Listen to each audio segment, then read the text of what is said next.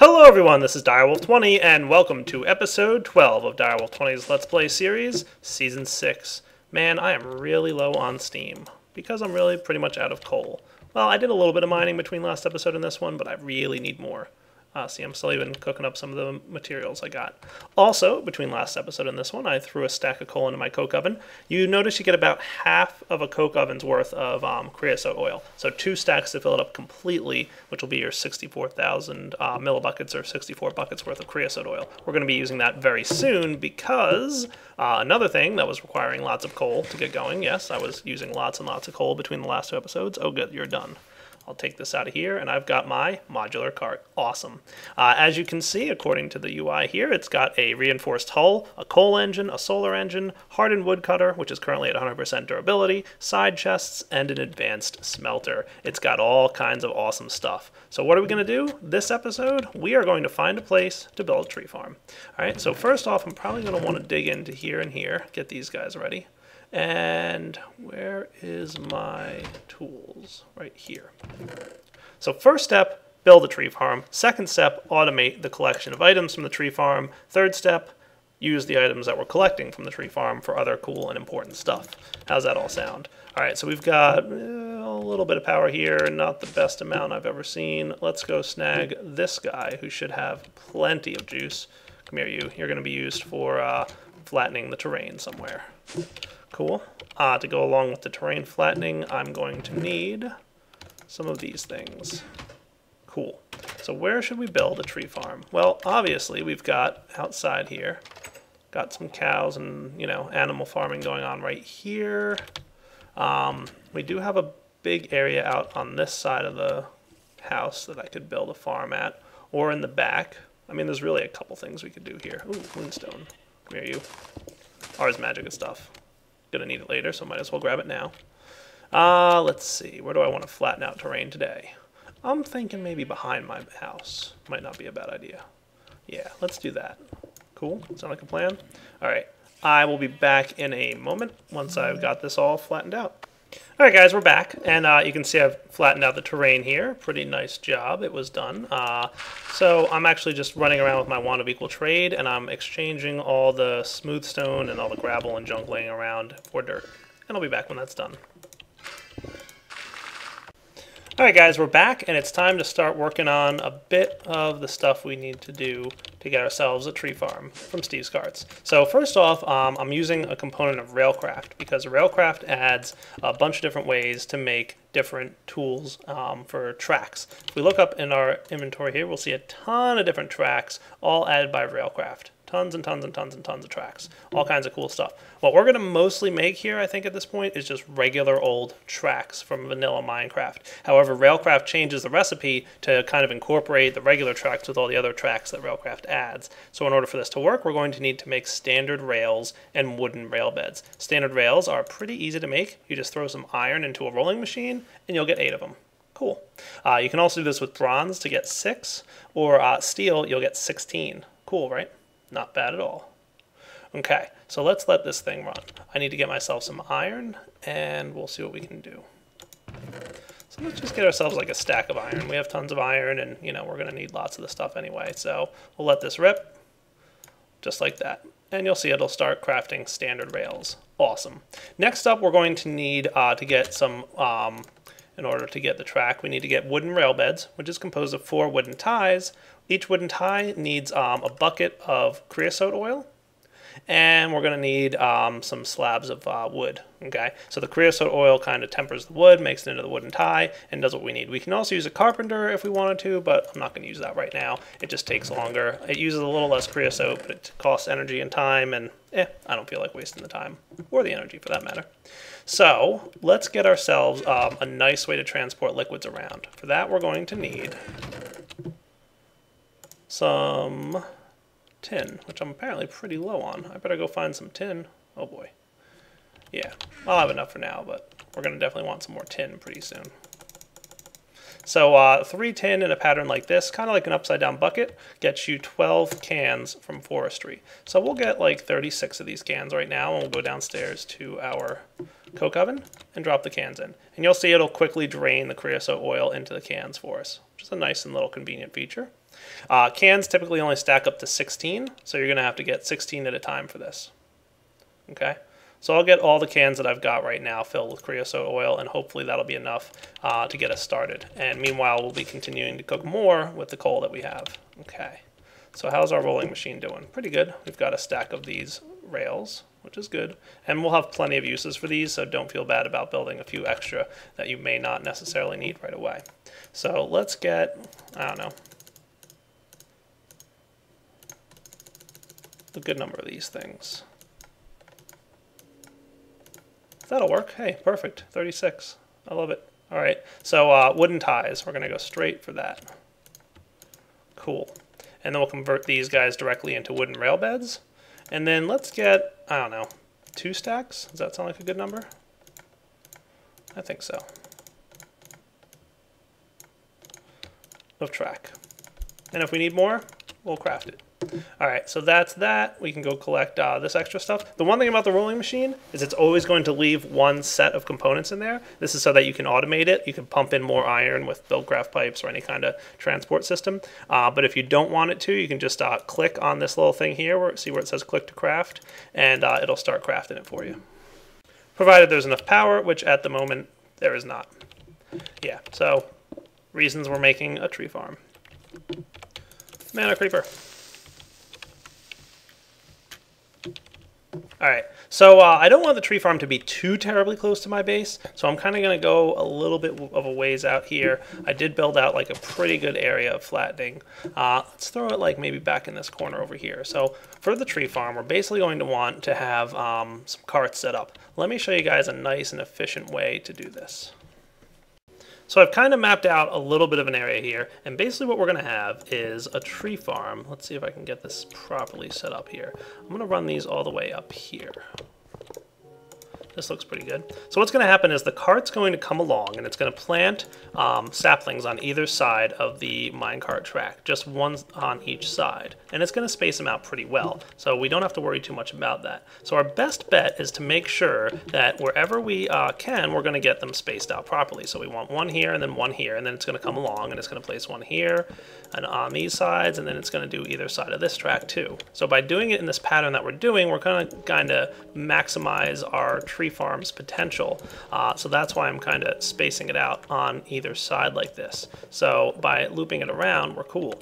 Now I'm also going to have like a straight track that comes across like right here-ish, okay? So I want to make sure that when it spaces it here, we're also going to get something along these lines. So, you know, when it comes along, it's going to plant trees here, and then it's also going to plant trees here, okay?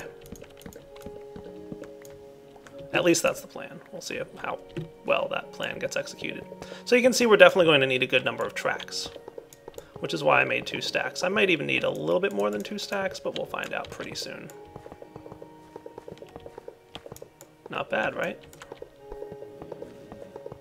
And then it can kind of come along here, and that looks pretty good. Now this can be expanded. If you want to, you can obviously just make it longer and longer and longer. Or you can stretch it out, make it wider, kind of however you want to do it. We're going to see how well this one works. If the tree farm, you know, if the cart can keep up with the amount of trees growing, then maybe we'll want to expand it a little bit. But for now, this should be sufficient. Okay, now what we're going to do is we're going to plant down our modular cart here, and we're going to take a look at it. Now, before I let anything happen here, I'm just going to disable all the engines. You can see the solar panels are going to extend because it's daytime, and it can collect energy.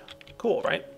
And this thing's kind of ready to go. He's building up internal solar power, and we've got 2 engines. We've got a coal engine, and we've got a solar engine. And these meters here, we can determine which one, you know, is a higher priority. We're going to make the solar engine the higher priority, but because this thing's going to be moving underneath trees, and it's going to be blocked by the leaves, the sunlight's going to be blocked, we're going to want to make sure it doesn't get stuck underneath a tree. So that's why we have a backup coal engine. So we'll get this all configured in a minute. We've also got the woodcutter here, and this is where we're going to put saplings, which allow us to, you know, place the saplings that are going to be grown by this like little gadget here. And then we've got side chests here. So this is the inventory where anything collected by the woodcutter, like wood, saplings, and apples, which I'm going to go for, is going to be placed.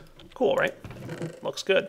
And then finally, you can see here we've got a durability of 640,000, and I have to put reinforced metal in this slot to repair the tool. So after a while, this thing's going to break. Okay, and then finally we've got the advanced smelter, which I'll show you how to use in just a minute. For now, let's go get some saplings. I'd really like to use apple oak saplings. I have one. I'd really like to find a little bit more, but I don't know if there's any really nearby that would be, you know, easy to go snag a few. Let's see, do I have my, I do, that's good.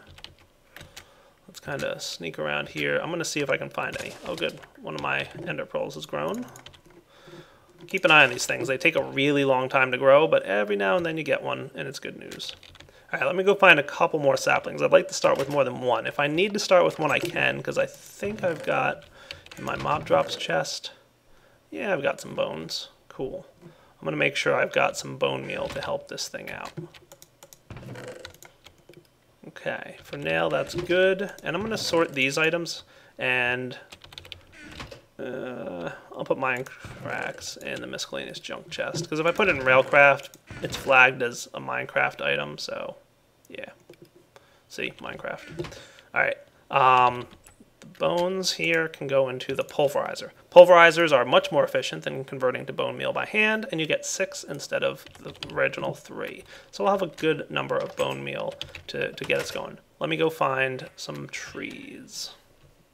Alright guys, I got a few more saplings running around the world, found a nice little biome where I found some oak saplings. That's enough to get us started. 7. So let's place them into, not the coal engine, the woodcutter. Alright, so I have 6 now. So don't shift click in here. You never know you're going to hit it. Alright, so we've got a couple things. First off, I want to configure this so that it converts any oak it finds into coal, but I don't want it to do all of it. Okay, so first off, we're going to change the output location of the advanced smelter. So the advanced smelter is nice because you can change the output location and how much it creates. If you just have a regular smelter, it's just going to smelt whatever's in the chest and place it back into the chest. So I want to set the output location here to be cakes, all slots, engine. There we go. And now I have to tell it what recipe I want to do. So that's easy. Just place an item in there and it'll automatically tell you what the smelting recipe is. So any oak wood it finds in the side chests, it will go ahead and convert it into charcoal for us once the engine's running, and it'll deposit that charcoal into the coal engine. And instead of infinitely running, I want it to actually only create, I don't know, half a stack? That sounds like a good number, right? Cool, right? So we can tell it only create up to 32 charcoal. Once you have 32 charcoal in the engine, stop producing more until it drops down to 31, then it'll produce one more. Pretty neat, right? And then finally, we want to configure the engines themselves. How do we want these to run? Well, I want the solar engine to be the higher priority. So I'm going to set that priority to high. And then the coal engine, I'm going to set to low. So you can see it's already started running, and it's planting down our saplings for us, just like I told you it would. You know, every few blocks here, it's planting a new one. Pretty cool, right? And it's going to run around and take care of it. Now, because we only have a few saplings, that's all it did. You can also see that it's running here. It's produced a lot of solar power. The solar engine doesn't quite have enough to kind of keep things running perfectly all the time. So you can see it's already kind of getting lower, even though it's nice and bright out there. That's okay. That's why we have a backup coal engine, right? So let's use some bone meal to help these things grow. There we go. Sorry, Mr. Cart, didn't want to be in your way there. Alright, we'll wait for them to come around and he'll start cutting down the trees.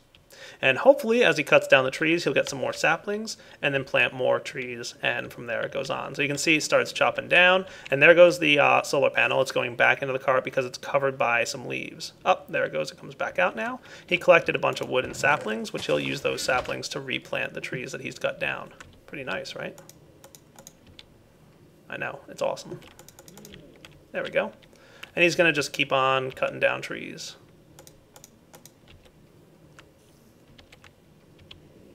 So I'm kind of helping him out a little bit, making sure he has plenty of things to cut down. Cool. This will hopefully give him a few more saplings that he can just kind of get started with everything he needs to do. And you can also see a bunch of wood already being converted into charcoal. And we've got 16 oak saplings now, which will help growing a little bit.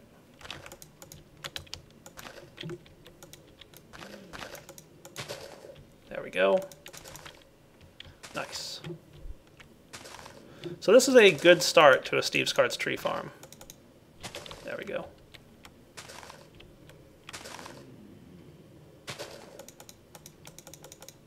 Awesome. All right, he's going to come around, and then once he gets back here, now the next thing we're going to want to do is get all this wood and saplings out of here, right? So, you know, we've got a little bit of apples. We're going to have a good amount of wood and saplings in just a moment here as he cuts down all these trees that he's about to zip past. There he goes, chopping it down. He starts at the top and then moves on down. And he has a pretty good range, too. You can see he's reaching all the way across all the saplings and all the leaves and everything. Cool. So collecting more wood. And we'll see here in a moment that after we get up to 32 charcoal, it's going to stop converting wood into charcoal. See? No longer doing it. Cool, right? All right, while he runs for a few minutes, I'm going to get the components needed to make him a little bit more useful in that we can get items out of his inventory. So for this, we're going to need a cargo manager, which needs some iron panes and some redstone. Mostly redstone and iron is what we need here. So why don't I craft this off camera, and then we'll be right back. So a little bit of iron and redstone later, and we're ready to craft the cargo manager. The cargo manager is going to be your interface between the cart and the rest of the world, in that you can pull items out and put stuff into it. So let's also get just a few barrels, I think. I want to make sure I have a good number of these things. So what am I going to get from this farm? We're going to get... I need more wood. See? Already out of wood. Already a problem. All right, we'll start with 2, and then we'll get some more in a minute. Yeah, do I want to do this now? Yeah, I should probably do it now. All right, do I have any hoppers laying around? I have 1. So storing 64 items is great, right? 64 stacks of items. But if you want to be really fancy, maybe you want to store 128 items.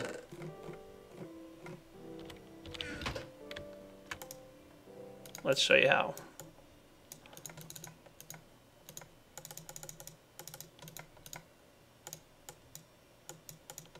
There we go. Hoppers can be used to give yourself a larger oak barrel, which stores 128 stacks of items. Very cool and useful. I could use a little bit more wood. I happen to know where to get some.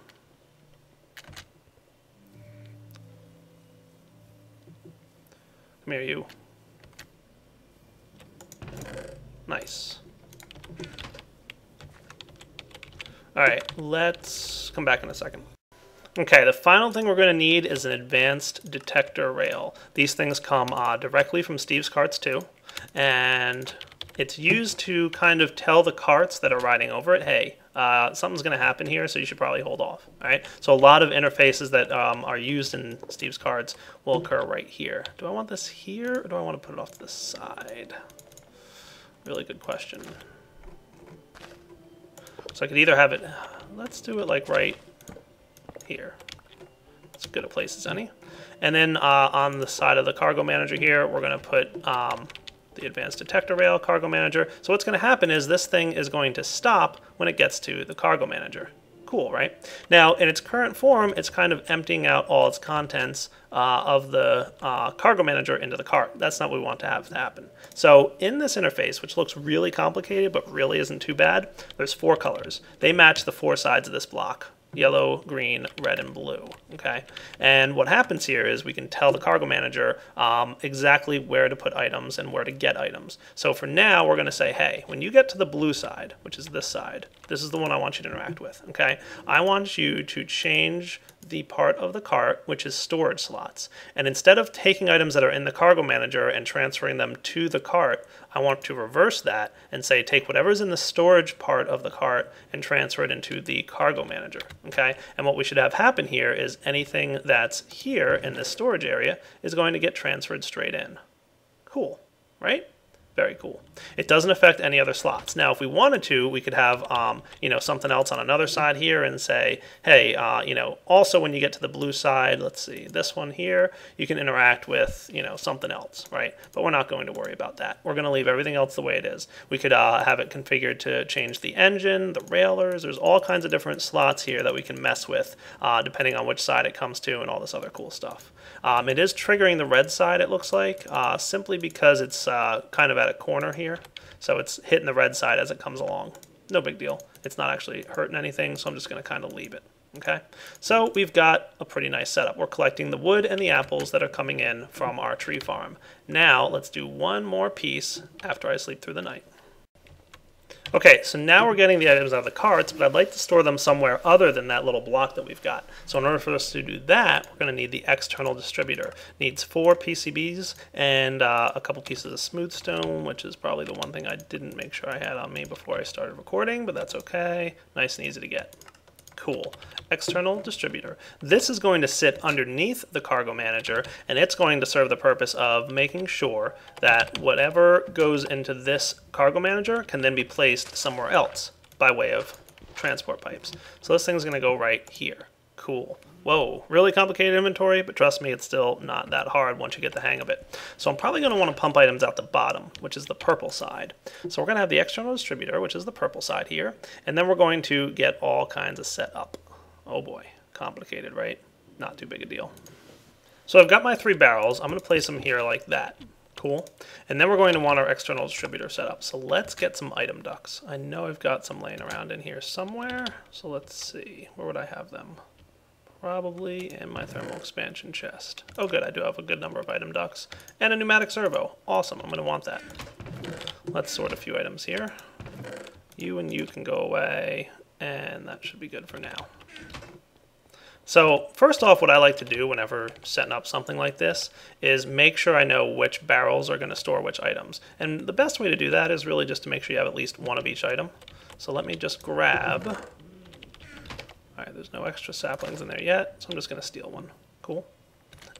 And I'll put it in with wood, sapling, and apples. Wood, sapling, apples. And then I'm going to use my item ducts here. And you know what? I'm actually going to set it up on the red side so that I can do this. You ready? I'm going to say item duct into the back here. And then I'm going to use my crescent hammer to hide this thing. So basically we'll be pulling items out and putting them into the barrels. Cool, right? So what we want to do is configure this guy, and we're going to say, hey, the red side of this block, which is this one, we're going to be transferring items out of. So we're going to say all inventory slots come out of the red side. Now you can actually like change this thing up so that there's 4 inventories. You can change them up to have different colored inventories, or just have all the inventories linked. And if you had split them up, you could say, you know, items in the top left slot come out of one side, and items in the top right come out another side, all kinds of different stuff. Or different colors come out different sides of the external distributor. So if you want to get really complicated and in-depth with this block, you can. Because you could have it so that, like, hey, we interact with, you know, the chests over on this slot, and we interact with the furnace over on this slot, all kinds of different crazy stuff we could do. But I'm using this in a very basic manner and just saying, hey, take everything you get, throw it into this block, and then pump all of it out of the red side.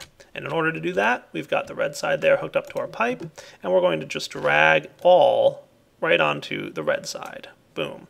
Now it says the red side can interact with all the inventory slots. And then the last thing we need to do is set this guy up to pull items out. And I'm going to install a pneumatic servo just so I don't have to use a lever. Crazy? Probably. I can also set the stack size to 64, and we're going to say ignore redstone, and that should start pulling items out. So if we look here, all our items should get pulled out and deposited into the barrels. Beautiful, right? Look at it go. I love it. So we have now created an automated tree farm. So what's going to happen with saplings? Well, what we're going to basically find happening is as the trees grow, which is happening more and more frequently because we're getting more and more saplings here, all the saplings are going to be deposited into the woodcutter slots, okay? But once those have completely filled up and there's no more room in here, they're going to start going into the side chests because there's no room to put them in the woodcutter. And once that occurs, that's when we're going to wind up having an excess of saplings, and those will start making their way into the barrels here. So we've got a pretty good setup. We've already collected ourselves a stack and a half of wood. Not bad at all, right? So that's a Steve's Cars tree farm. We've got it up and running, we've got all the uses, and everything's done. I'm pretty pleased with it. We're going to let it run for a while and see how we make out. We're going to have, in the end, 128 stacks of all this stuff. And then what will probably happen is the cart's just going to kind of hang out here because it can't deposit any items. It might keep running around. The cart will be filled, the cargo manager will be filled. Eventually, we'll have everything kind of completely filled up. Not a big problem. Cool. All right, Steve's Cars Tree Farm, you're doing a good job, so I'm going to leave you to your work and move on to another project. Alright guys, so this thing's been running for a few minutes here, and remember my end goal here was to get charcoal, right? So I'm not sure how crazy of an idea this is, but it actually might just work. We're going to have to kind of see what happens with it. But eventually we should wind up having a good amount of charcoal created, right? Within the Steve's cart itself. So let's actually bump this thing up to 64. And then what it'll do is it'll create up to 64 charcoal. And what I want to do is set it up so that it actually pulls that charcoal out every time it runs around. So we should wind up with enough power at least to kind of residually fuel this thing. It shouldn't ever get stuck, I don't think, but it's kind of something we're going to test. I haven't ever built it this way, but we're going to see what happens. So we're going to pull out of the engine when we hit the blue side, like that. So when you get to this side here, you're going to pull out of the coal engine slot and collect all the charcoal. And then what we want to do is set down, oh, I forgot to build this thing. 1, 2, 3, cool. You press C on your keyboard to actually place down a crafting thing like that, by the way, for anybody who didn't know how that worked.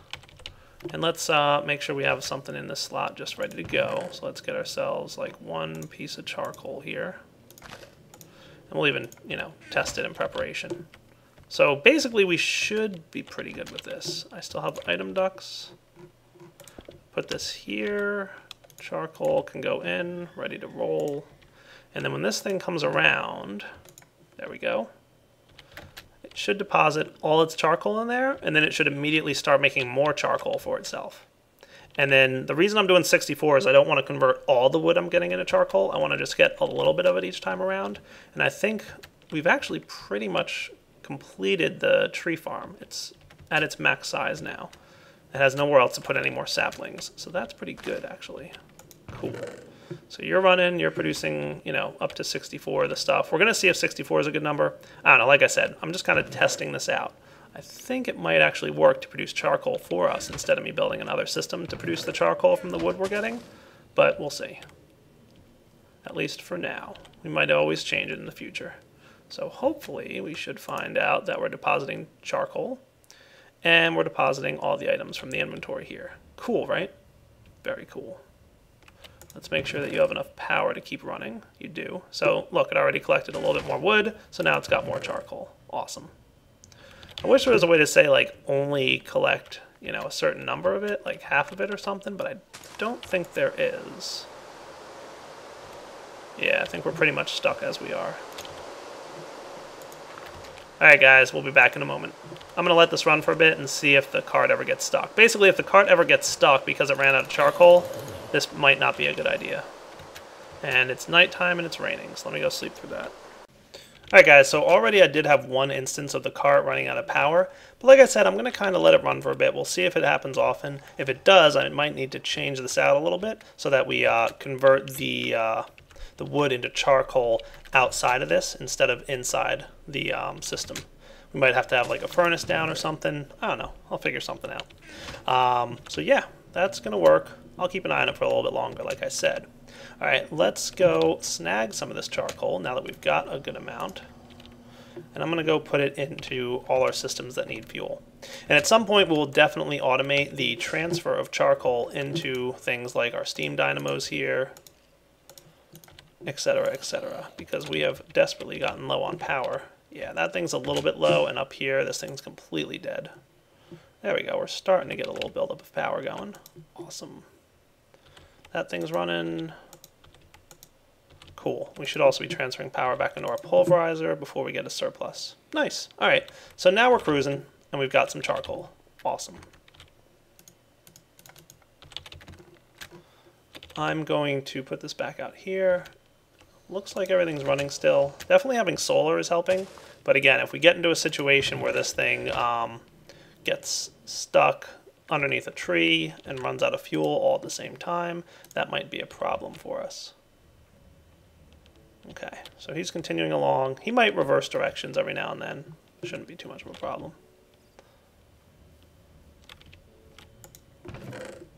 Alright, good. We do have some charcoal in there. And see, we're building up an excess of saplings. Just a little bit nervous about it completely dying on a result of the thing converting and stealing the charcoal that it's making. We'll figure it out. Alright guys, for now though, I do unfortunately have to say it feels like a good wrapping up point. How did you get into my house? Bad zombie. So what I'm going to do is wrap up the episode here. Hope you guys enjoyed it, and we will be back next time to check out the farm, see how it made out between this episode and the next. And then I'd also like to start on another source of power, that's lava. I'd like to start collecting a good amount of lava. We obviously need more lava if we're going to be doing any more Tinker stuff, which we will be in the future, don't worry. How did cows keep getting up in that tree? I would love to know. You can see we're kind of low on the lava here. We've got a little bit of, more to collect. And we can also use lava to create redstone flux energy, industrial craft energy, and all kinds of other stuff. So charcoal is going to be one form of energy that we're going to get, but I also want to start working on another form, which will be the lava. I wonder if I have time to sneak in one more little project before we go. All right. Nah, I'll have to wait till next episode. Alright, so for now, Direwolf20 signing off. Hope you enjoyed the episode, and take it easy!